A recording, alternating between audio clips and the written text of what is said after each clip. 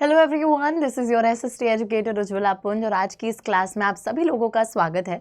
हम इस क्लास में पढ़ रहे हैं forest and wild life resources का चैप्टर, जो कि क्लास 10th ज्योग्राफी का चैप्टर है। और जहां पर हम जो टॉपिक पढ़ने वाले हैं उस टॉपिक का नाम है conservation of forest and wild life in India. अब देखो, इन इंडिया लिखा है, मतलब कि हम उन सारे स्टेप्स को देखने वाले हैं जो कि इंडिया में लिए गए हैं फॉरेस्ट और वाइल्ड लाइफ रिसोर्सेज को कंजर्व करने के लिए। सबसे पहले बच्चों ये समझते हैं कि कंजर्वेशन यानी कि बचाना इन फॉरेस्ट और वाइल्ड लाइफ रिसोर्सेज को जरूरी क्यों है। तो let us first of all know the reason. देखिए, conservation preserves the ecological diversity and preserves the genetic diversity of plants and animals. Ecological diversity यानी कि हमारे एनवायरनमेंट में जो इतनी ज़्यादा भिन्नता मौजूद है प्लांट स्पीसीज की, एनिमल स्पीसीज की, उसको भी प्रिजर्व करना है। और जेनेटिक डाइवर्सिटी, अलग अलग जेनेटिक स्पीसीज जो इतने ज़्यादा मौजूद है भिन्न भिन्न प्रकार के, उनको प्रिजर्व करना है। क्योंकि बच्चों, मैंने आपको लास्ट क्लास में भी बताया था कि हर एक स्पीसी का अपना रोल है हमारे इस इकोसिस्टम में। हर कोई भगवान ने भेजा है कोई ना कोई काम परफॉर्म करने के लिए। तो जो बैलेंस है वो तभी मेंटेन रहेगा जब हर एक स्पीसी मौजूद रहेगा, जब वो डाइवर्सिटी मेंटेन रहेगी। बट वो डाइवर्सिटी जो है स्पीसीज की, वो खत्म होती जा रही है because we are destroying some of the species, है ना। हम उन्हें एंडेंजर कर रहे हैं, एक्सटिंक्ट कर रहे हैं। So therefore there is a need for conservation. और उसी कंजर्वेशन के लिए what all steps have we taken, let us look at that. सबसे पहले देखते हैं जो बहुत ही ज्यादा इंपॉर्टेंट स्टेप है, that is the Indian wild life protection act implemented in 1972। Direct question इससे पूछ लिया जाता है कि कौन से साल में हमारी जो Indian wild life protection act है उसको लागू किया गया था। तो साल याद रखिएगा, 1972। For protecting habitats and an all India list of protected species was published। तो यार यहाँ पर ना एक सिंपल सी बात ये लिखी है कि जो ये Indian wild life protection act है इसको लागू इसलिए किया गया था ताकि हम जो हैबिटेट्स हैं प्लांट और एनिमल स्पीसीज के, यानी कि जो नेचुरल एरिया है जहाँ पर वो रहते हैं, उस पर्टिकुलर हैबिटेट को प्रोटेक्शन दे सके। अलॉन्ग विद दैट एक all India list protected species की भी मतलब एक तरीके से पब्लिश करी गई थी कि जहाँ पे स्पीसीज के नाम लिख दिए थे कि इन स्पीसीज को प्रोटेक्ट करना है, तो उसकी भी लिस्ट जारी करी गई है। साथ ही में द थ्रस्ट का मतलब होता है main motive of the programme was towards protecting the remaining population of certain endangered species. तो जो स्पीसीज एंडेंजर हो चुके हैं, एंडेंजर होने का क्या मतलब है, जिन पे थ्रेट है, खतरा है एक्सटिंक्ट होने का, तो उन एंडेंजर्ड स्पीसीज को प्रोटेक्ट करना है। उनकी जो रिमेनिंग पॉपुलेशन है, बची कुची जो जनसंख्या है, उसको प्रोटेक्शन देनी है। हाउ? बाय बैनिंग हंटिंग, शिकार बैन करना है, कोई शिकार नहीं करेगा उन स्पीसीज का। साथ ही में giving legal protection to their habitat, कानूनी तौर पे उनका जो हैबिटेट है उसको लीगल प्रोटेक्शन देनी है। And restricting their trade in wild life.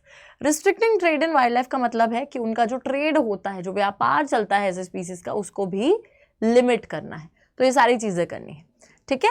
तो यहाँ पे बेसिकली क्या बोला गया है, Indian wild life protection act लाई गई 1972 में, और हैबिटेट प्रोटेक्शन के लिए साथ ही में all India list protected species की लाई गई। बेसिकली मेन मोटिव था कि हमारे जो एंडेंजर्ड स्पीसीज है, जिनकी बची कुची जो पॉपुलेशन है, उसको प्रोटेक्ट करना है। कैसे प्रोटेक्ट करना है? उनकी हंटिंग बैन करके, उनके हैबिटेट को लीगल प्रोटेक्शन देकर, और उनका जो ट्रेड होता है उसको लिमिट करके, ठीक है।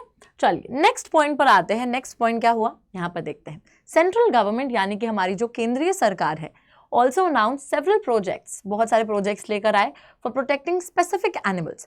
अब यार बात ऐसी है कि कुछ स्पेसिफिक एनिमल्स जो हैं, जो कि ज़्यादा थ्रेट में हैं, जिनका ज़्यादा शिकार होता है या ज़्यादा ट्रेड करने के लिए उनको मारा जाता है, तो ऐसे एनिमल्स की जो स्पेसिफिकली ज़्यादा थ्रेट में है, उनको प्रोटेक्ट करने के लिए कुछ अलग अलग प्रोजेक्ट सेंट्रल गवर्नमेंट लेकर आती है। Under the wild life act of 1980 and 1986, several hundred butterflies, moths, beetles, one dragonfly also have been added to the list of protected species। अब बच्चों ये पॉइंट भी बहुत ज़्यादा इंपॉर्टेंट है याद रखने के लिए। ये जो एक्ट है 1980 में भी आई और 1986 में भी, कौन सी? Wildlife act of 1980 and 1986। यहाँ पे butterflies, several hundred butterflies, moths, beetles, तो इंसेक्ट्स भी अब आ गए हैं, है ना। ड्रैगन, एक ड्रैगन फ्लाई का नाम भी ऐड करा गया प्रोटेक्टेड स्पीसीज की लिस्ट में। तो आप लोग सोच रहे होंगे कि सिर्फ एनिमल्स नहीं है, एनिमल्स के साथ साथ बच्चों बाकी स्पीसीज भी इंपॉर्टेंट हैं, वो भी हमारी डाइवर्सिटी को और इकोसिस्टम को मेंटेन करने के लिए ज़रूरी हैं। तो यहाँ पे उन सारे स्पीसीज को भी प्रोटेक्टेड स्पीसीज का हिस्सा बनाया गया, सबको नहीं, जो ज़्यादा थ्रेट में है उनको। जैसे देखो सिर्फ एक ड्रैगन फ्लाई का नाम ऐड करा गया है उसमें, तो जो ज़्यादा थ्रेट में है उसका नाम ऐड करा गया है, ठीक है। स्पेसिफिक स्पीसीज के लिए प्रोजेक्ट्स लाए गए, ऑल राइट। उसी के साथ नेक्स्ट पॉइंटर पे आते हैं। नेक्स्ट पॉइंटर क्या है, 1991 में for the very first times plants were also added to the list starting with 6 species. तो यहाँ लिखा है जो प्रोटेक्टेड स्पीसीज की लिस्ट है वहाँ पे प्लांट्स को भी ऐड करा गया for the very first time in 1991। तो 1991 में इनको भी ऐड करा गया, इनिशियली 6 स्पीसीज को ऐड करा गया, ऑल राइट। उसके बाद the central government has also announced several projects for protecting specific species. देखो स्पेसिफिक एनिमल्स, अब एनिमल्स की भी बात कर लेते हैं। स्पेसिफिक एनिमल्स बोल दिया गया, स्पेसिफिक क्यों? क्योंकि उन एनिमल्स पे ज्यादा थ्रेट रहा होगा इसलिए, ठीक है। बायसनेस नहीं है कोई कि अरे मेरा फेवरेट एनिमल है इसको प्रोटेक्शन दूंगा, नहीं, जिन पे ज्यादा थ्रेट है, जिन पे ज्यादा खतरा मंडरा रहा है उनको ऐड करा गया है।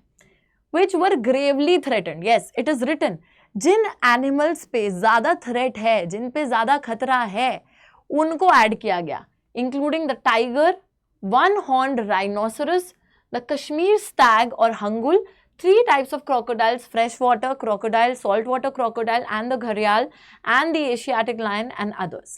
Okay?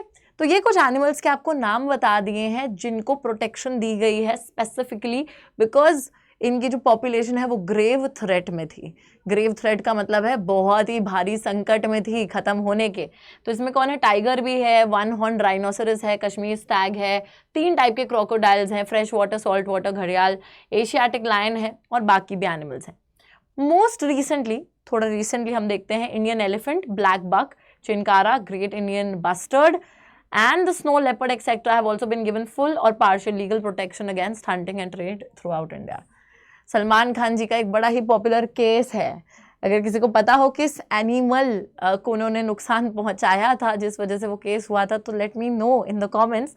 और यहाँ पर बच्चों लिखा है कि most recently Indian elephant, black buck, great Indian bustard, snow leopard, इन सबको भी या तो पूरे तरीके से या पार्शियल तरीके से लीगल प्रोटेक्शन, कानूनी तौर पे प्रोटेक्शन दी गई है और उनकी हंटिंग को बैन करा गया है, उनके ट्रेड को बैन करा गया है थ्रू आउट इंडिया, ऑलराइट।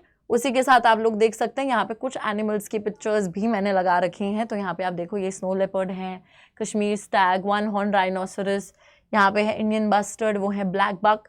तो यहाँ पे you can see some specific animals who have been given protection, alright, because they were under great threat, alright. तो ये सारे तो स्टेप्स लिए गए हैं।